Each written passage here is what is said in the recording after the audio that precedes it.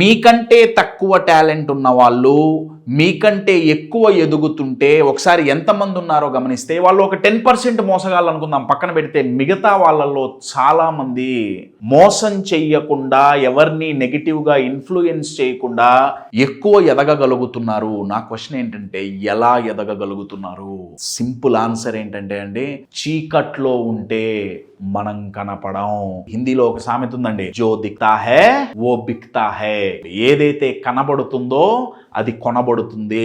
My dear friends, మన talent మనం ఏ platforms లో అయితే చూపియాలో చూపించాల్సిందే. కశ్యప్, ఇది సెల్ఫ్ డబ్బా కాదా? ఓకే, సెల్ఫ్ డబ్బానే. అయితే ఏంటండి, అయితే ఏంటి, నా టాలెంట్ కి తగ్గ గుర్తింపు నాకు రాలేదే, నా శ్రమకు తగ్గ ఫలితం నాకు రావట్లేదే అని బాధపడే పెయిన్ కంటే సెల్ఫ్ డబ్బా పైన మన గురించి మనం చెప్పుకోకపోతే ఎలా అండి? ఒకసారి ఆలోచించండి.